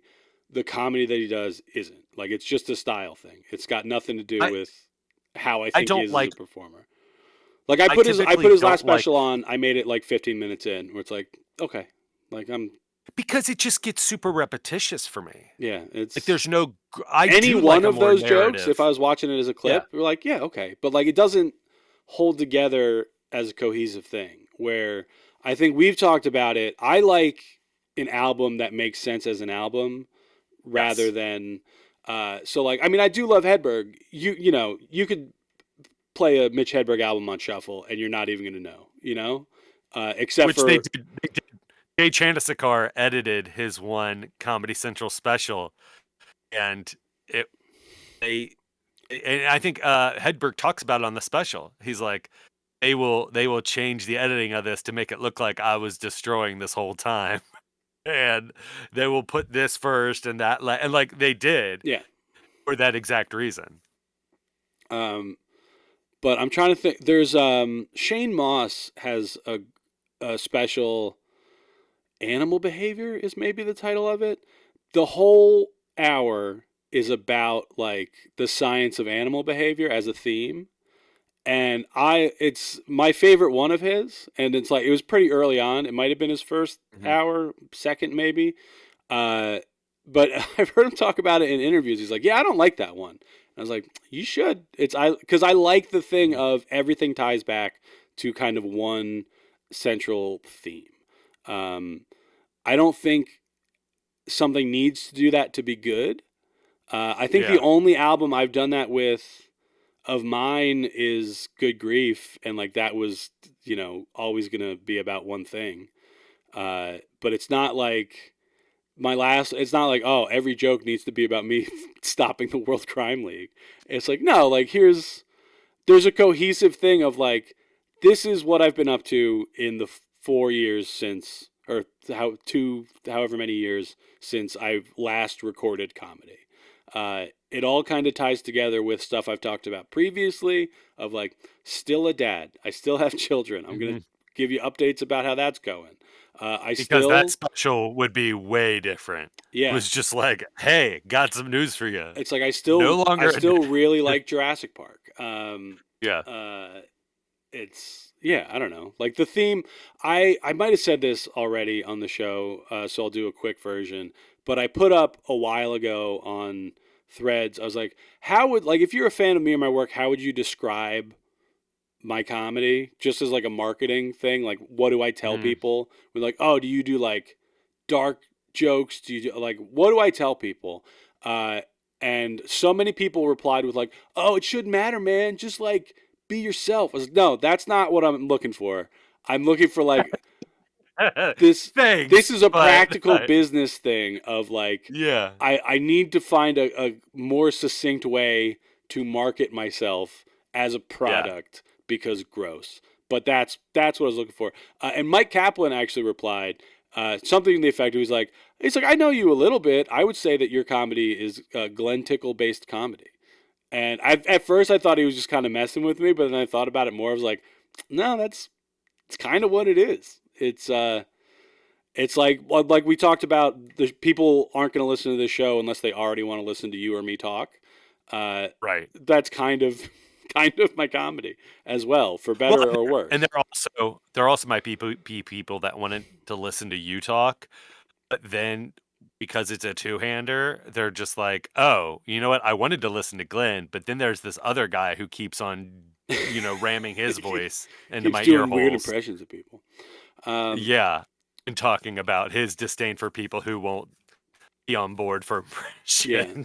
Well, I mean, I'm going to be hosting an open mic again, starting in, I think, next month, a couple weeks. I forget when the first one is. It's either late January. Sounds like February. A threat. Sounds like you're threatening. It's at the venue where I recorded my first album and the last special.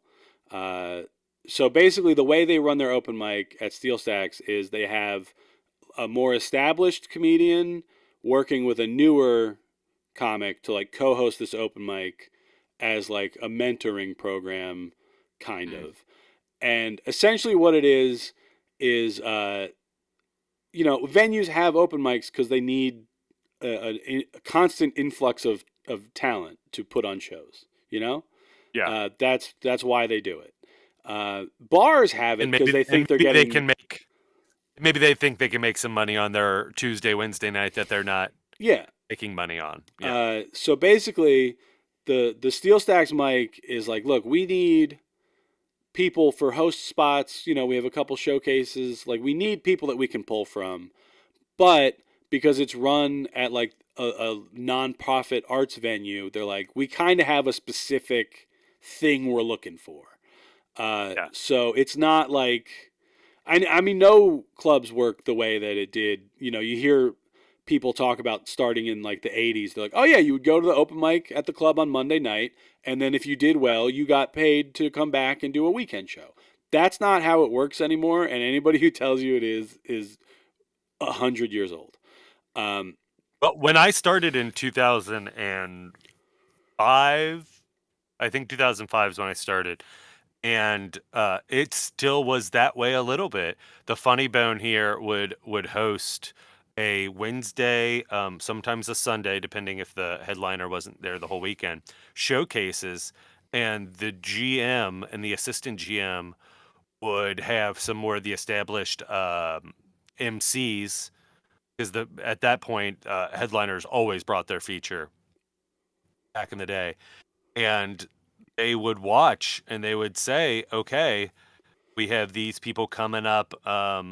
the schedule and we don't have any of our regular MCs that are doing it, who from these showcases do you think would be good enough? Obviously, because they're not like, who is the funniest person? Because they don't care, right? It's a business. We just need someone who's going to go up there and fulfill time and do the announcements and not, walk half the audience. Yeah, that's why anytime I hear somebody, like Bill Burr just said in an interview, he's like, oh, Comics Day, it's not about getting funny. It's about like getting social media views or whatever. And I was like, that's the most old man thing I've ever heard Bill Burr say, where he throws it away in that quote where he's like, when I was starting out, there were people out there who were just trying to get a sitcom. And you're like, yes, most of them. But then he throws it away as like this small minority. It was like, nah, man, there's always been people who do it because they're like, oh, I love the art of stand-up comedy. And then there's people who are like, oh, no, it's a job. I'm going to go do that job, and then I will get essentially promoted at the job, which is like you get more time or better venues or whatever. Yeah. And it's just like a practical thing. And the way that works in 2024 is you build an online following. That's how venues will be like, oh, yeah, you got this many followers and you get all these views. Like, people will come see you if we book you. Yeah.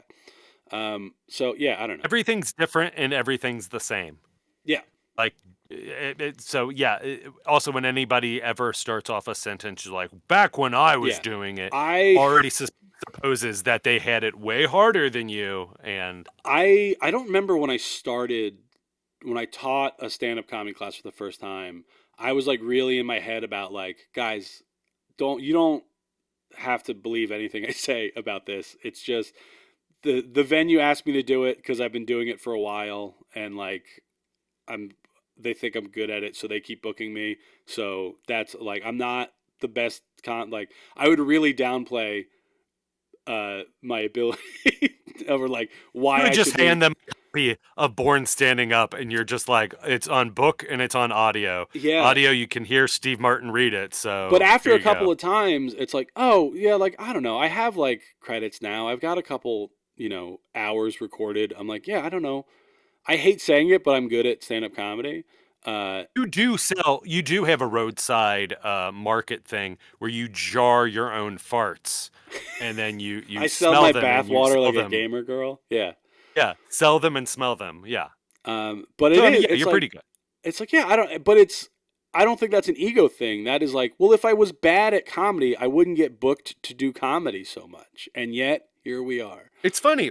A lot of people ask me, how do you keep on getting booked at comedy with being as bad as you are? And I'm like, you can trick enough people into paying you to talk for 45 minutes, because most people can't talk for 45 minutes. Yeah. And so I've gotten, especially corporate gigs, where it's like, oh, I'm not doing comedy. No one wanted to be the one talking into the microphone at the event. Like, I'm introducing, so happy. Accounting awards, because they're like, well, no, like Doug doesn't want to do it. Like, we got to get a pro in here. When you're like, Doug has Tourette's. Yeah, we're like, how much time? Doug will say some stuff. Yeah. Look, you give Doug a conch, you pass that conch shell to Doug, and Doug is gonna say some things. Yeah. But I'm happy this Saturday in Michigan. I got a buddy who we work together. He's headlining a show in Indianapolis that I'm opening for on Friday, and then we're going to the holiday party corporate show for doctors in Michigan on Saturday. Rarely do you have someone someone you work with, have an opener or have those things. So even those things aren't shows, I'm already prepared for it to be bad or not great.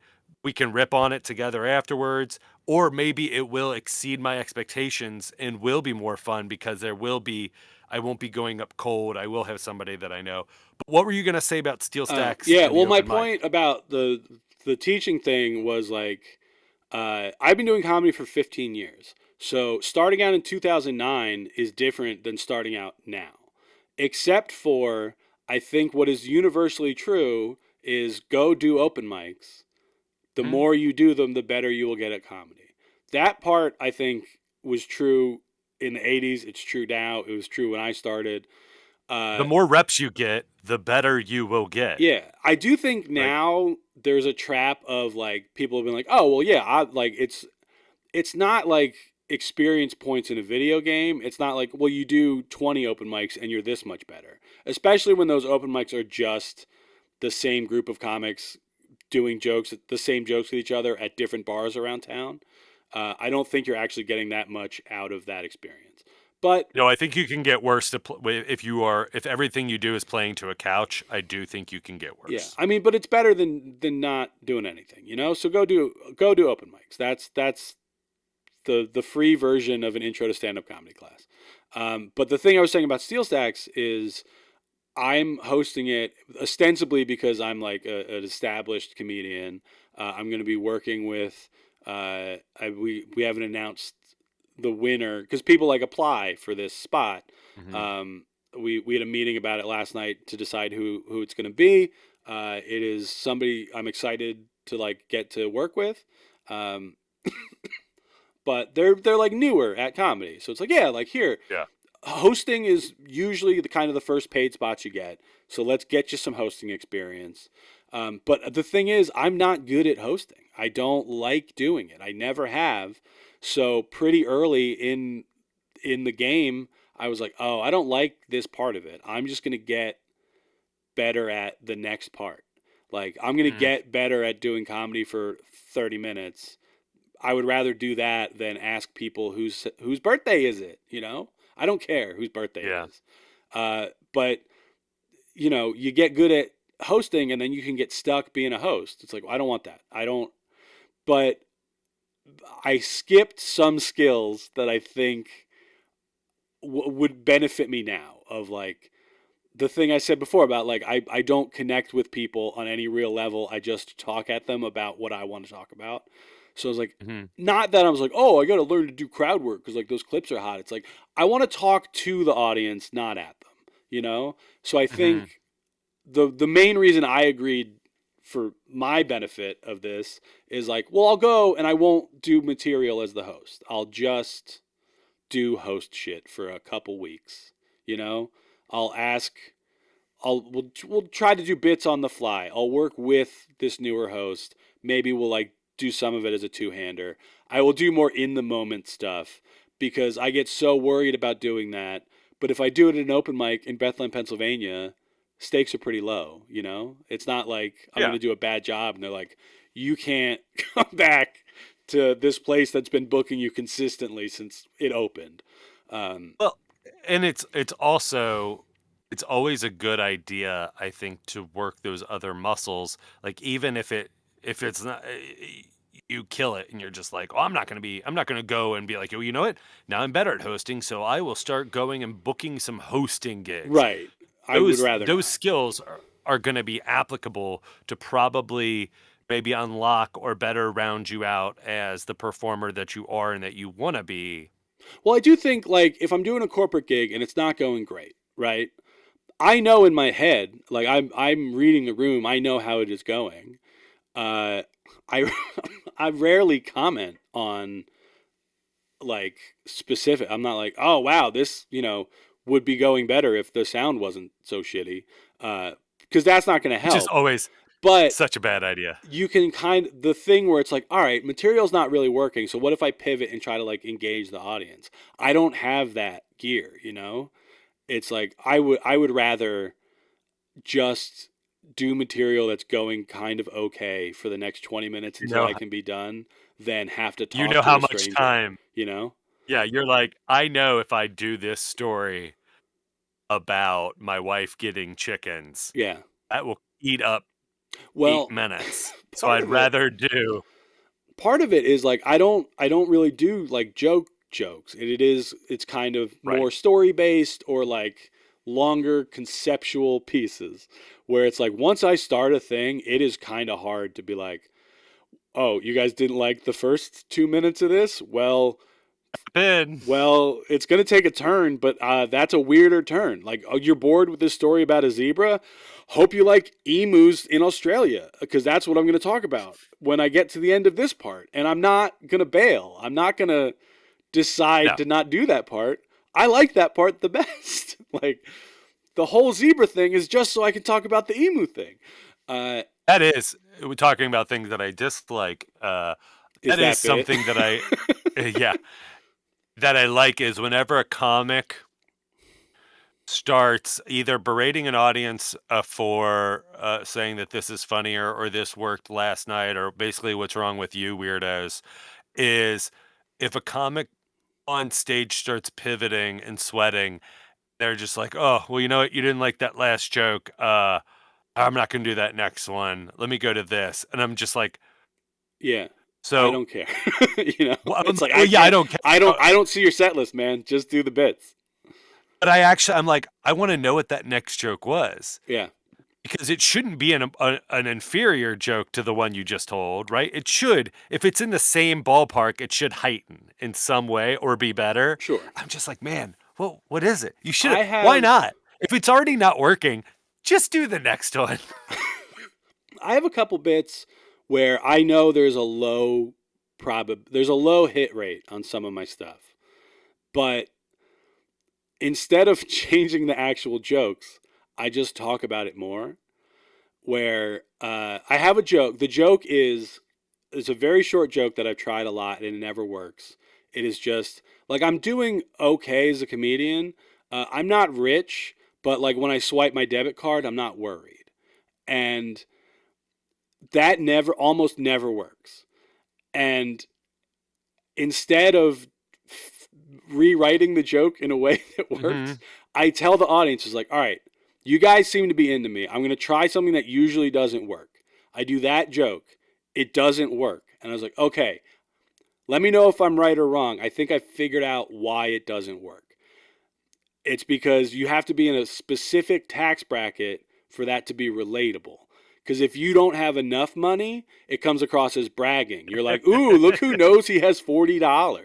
If you have too much... The fact that you said debit card... Yeah.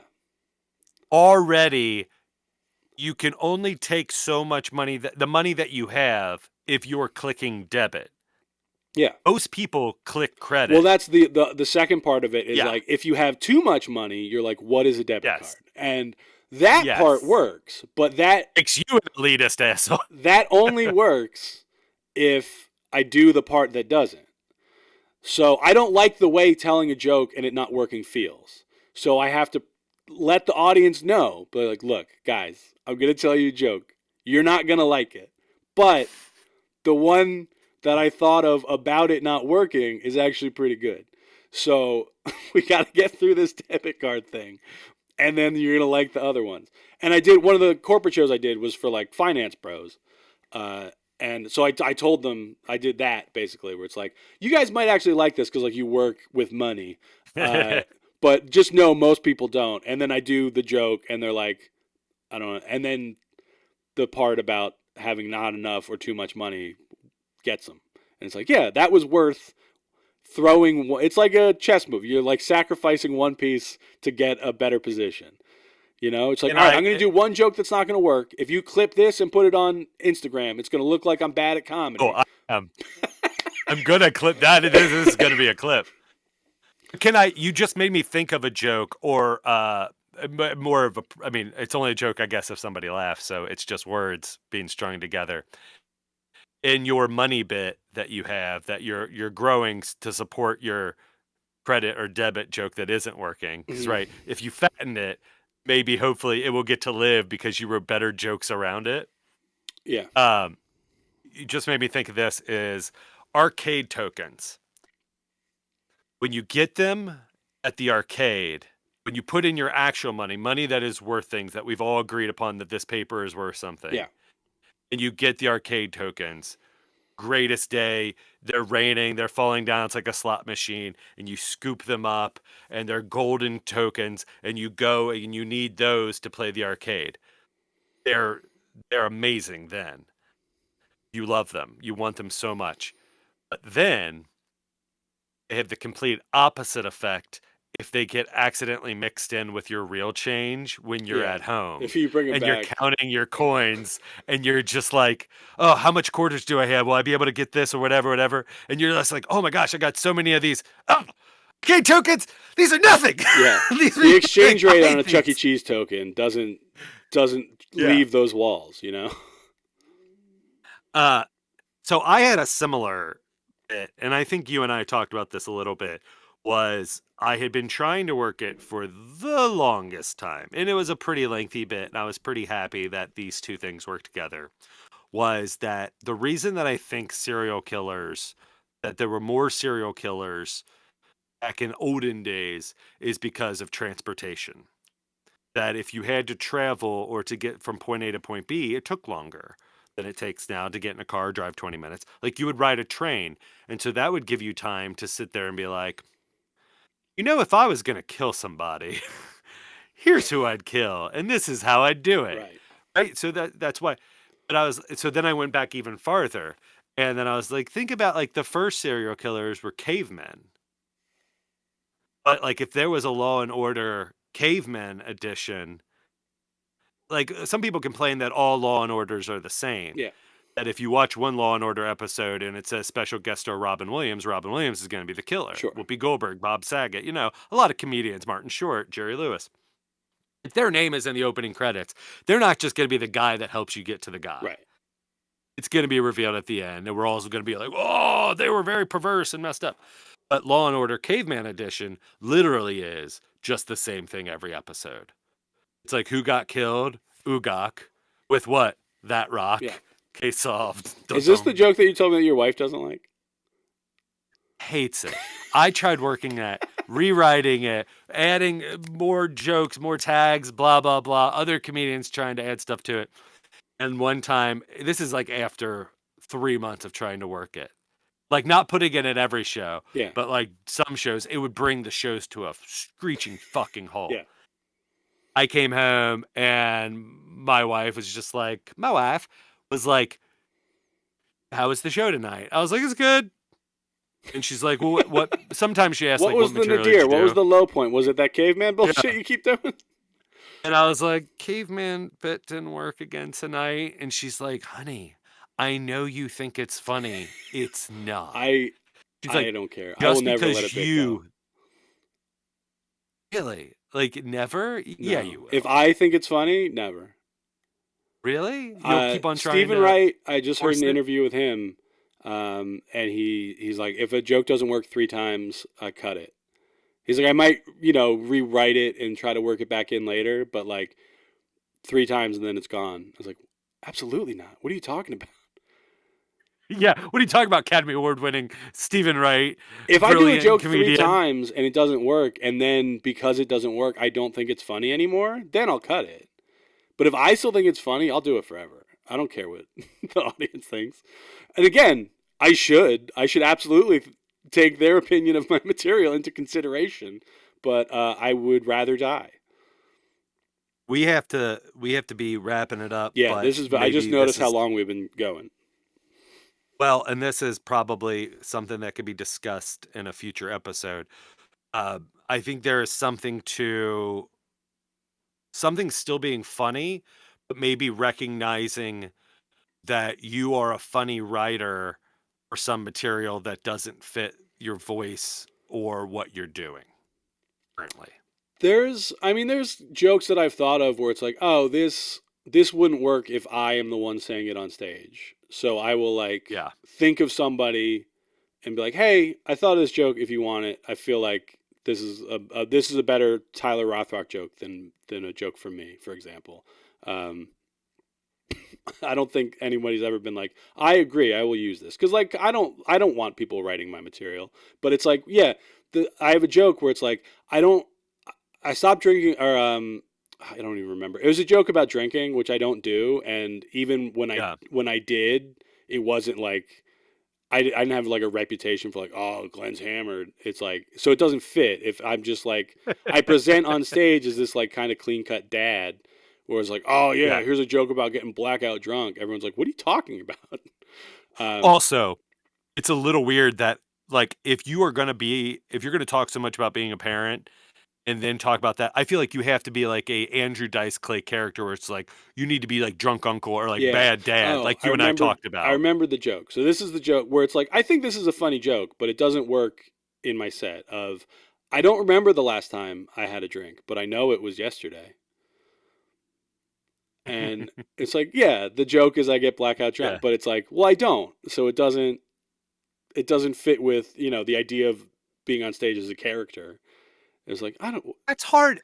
That is hard. I mean, I'm trying to think of, again, I almost feel like you have to be a character of like, not a Larry the Cable Guy, but like your whole shtick has to be. I don't know if I'm going to take you seriously as a responsible person or a Yeah. person that has opinions or views on things. See, but I If want your that. whole shtick is, no, I know, but if your whole shtick is just like, oh man, I'm Yeah. a functioning bottle of bourbon. I hate. There's so much of comedy right now is dudes just trying to convince the audience what dirtbags they are, and it's like, yeah, I'm convinced, man. I don't like you.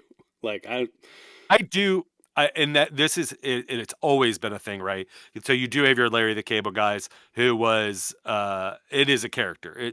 Larry the Cable Guy, to him, it was what Paul Rubens to Pee Wee Herman was. Yeah, You can he was watch up Ernest, famously, yeah, Ernest, yeah, it's a character. It's it's the Little Tramp, it's Chaplin, but there is, I think it hasn't changed, but with social media, the idea of boiling down to the singularity for the algorithm or for people to remember, I think is super prevalent right now.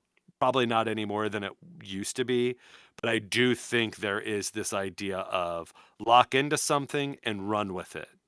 And that, I think, goes back to the Jeselnik thing. yeah, He found the exaggerated way to do the voice with the pauses and then the dark humor, and that is it. right. He is written for Fallon. He is a funny guy. I love listening to him talk about comedy, but because it is so boiled down to, there's the guy who does misdirected dark comedy. Right, It's and like, especially because the pauses are so long, it's like, and I've not done this with Jeselnik, but there was I forget who was doing it. Two comics in New York were like doing a web series where they would play stand-up clips, pause it at the setup, and try to guess the punchline. And I was like, well, kind of mean, but essentially, like, if you can guess the punchline, it's not that good of a joke. But as a professional comedian, we could probably guess a punchline with more accuracy than, an average audience member. But I do think more audience members are like getting savvier and like will be able to guess a setup punchline joke a little more, which is kind of why I don't like doing them. Where it's like, if you play an Anthony Jeselnik setup, pause it, and you're like, all right, what's the most dark, ridiculous thing that could follow that? And he's a talented writer, so his version will be better than yours almost every time, but like, you could probably ballpark it, And that's what tickled me about taking these dark Christmas jokes, right? We're in the season now. And then just putting it under his voice or his presentation, whether if you think the voice sounds like it or not. And part of it, what did it was, I was just like, I wonder if I could write a few of my own, but I wonder if there's already this list of like dark street joke Christmas jokes. And the one that sealed it for me was, what did Santa Claus get the boy who didn't have any hands for Christmas? Gloves. Yeah, I would have said mittens, but sure. No, well, sure, yeah, mittens is better for the holiday of it. And then the joke is, no, I'm just kidding. He hasn't been able to open up his gift yet. Like, that to me encapsulates right. Like, I would have guessed the Jeselnik joke. Yeah, like I would have guessed mittens, and then the next bit is like, oh yeah, I probably wouldn't have thought of that, but that sells the joke better. But right, it checks out. And so, like, anybody whose comments just like, no, Jeselnik's jokes are funny. Sure, I'm sure they are. But when someone becomes famous enough and is really locking into that singularity, they have a rhythm. Yeah. They have a distinct kind of Mad Lib kind of thing. Brian Regan has that. Mike Birbiglia has that to agree. Mitch Hedberg. It's why they become impressionable. It's why Seinfeld. It's like, what's the deal? Blah, blah, it's blah. what I push back against. Anytime I feel like a thing is expected of me, I don't want to do that thing anymore. So that's why you keep on telling jokes that don't work. Yeah. Well, I think the exception. I think the exception is like, well, I'm going to bring up my kids, like, because it's just the reality of the situation is they're too big a part of my life where it's like, well, if I have anything interesting going on, it's probably gonna involve them in some way. But it's like, I don't think, like, if you watch a Gaffigan special, you're like, all right, what food is he going to talk about this time? Where he's gonna do it, and it's gonna be funny and good. He's one of my favorites. I'm not trying to knock the guy, but it's like every time he's like, I got to record another hour. What food thing are we going to talk about? And I just recorded an hour yesterday, and it's gonna be on the TV in the back of cabs because I gotta have one special that's on every streaming platform. But I'm gonna have to come up with new food. I'm gonna have to have new hot takes on Hot Pockets. Which again, I mean, I like the bits about food that he's doing. I'm not knocking Jim Gaffigan. Maybe one of my heroes. Heroes feels like maybe a strong word. One of the comedians I admire the most, and the one I get compared to quite a bit. That I'm like, that. Thank you. That feels very nice. Nice. Yeah, that's very nice. Because he's another guy who's like, he works clean, talks about his kids, seems just like a nice man. White, very pale. Very pale. I got darker hair than him, but skin tone, I think we're pretty even. All right. Well, next episode, I would like to hear, I'm going to try to remember, I want to hear your Mount Rushmore of comedy. Doesn't have to be stand-up, just in the comedy sphere, whether it be writer, performer, actor. I think hearing Gaffigan, I would like to hear what the other 3 heads? 4 heads? 4. How many heads are there, Mount Rushmore? There's 4. If we're limiting it to 4. Okay. He would probably be on there if we're doing 4. Is it? Okay. Because all I can think of is the Superman 2, where they replace their faces with the 3 villains. And so do they leave up one of the presidents up there if it's 4? They probably when they sandblast it. Do they put is Luthor one of them? Luthor? I remember. No, I don't think Luthor, which should have been more of a bigger deal, but that. Yeah, I mean, he was a president, so. So do you, without knowing your answer, do you try to? I do. I could probably do it right you now. Think but of I have to. Okay. We should wait. Like, do you think you have to add a comedian of color, a different comedian of gender, an older comedian? Like, you have to go political, or do you just pick the 4 names that you're like? I don't have to, but they are. Okay. It just happens to be. It isn't a choice. Okay. It wasn't like, oh, all right, I got to get a lady in there. It's just that it happens to be the case. Yeah. Happens to be Mrs. Tickle. Are you going to be upset when you're not on it? No. I'm not on any. Because when I ask you yours and you don't say me, it's gonna. I know it's not. I know you're not gonna do it, but it's gonna hurt my feelings. Well, see, that's the difference between you and I. Is I don't put you on the Mount Rushmore. I give you your own Lincoln Memorial. Oh, what a sweetie! You sitting in a chair. Yeah. You should just do a Washington Monument of my huge hog. It's a good way. That's the way to end it. That's. It's in play. I'm going to drop the thing in post. All right. Okay. That was it. Where'd OBS go? There. I have 3 separate windows.